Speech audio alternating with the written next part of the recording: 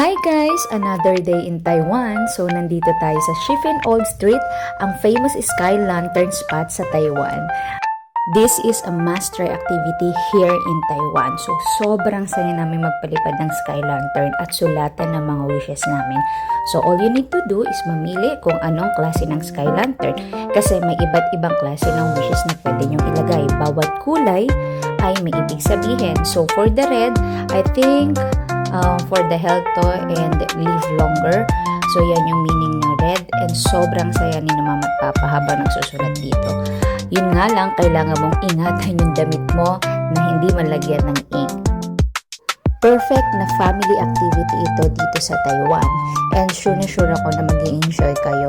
So, maraming pumupunta dito. Kaya, if DIY ang gagawin nyo, kailangan nyong agapan or make sure na magtanong kayo kung anong oras ang perfect para pumunta dito na hindi masyadong matao. Kami, meron kasi kaming tour na nakuha. So, tara guys, explore na!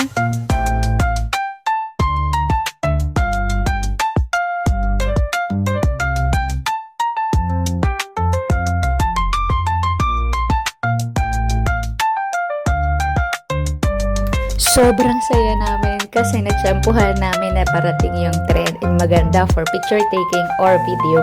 Mag-ingat lang kayo na wag masyadong malapit sa tren, okay? Para walang maaksidente.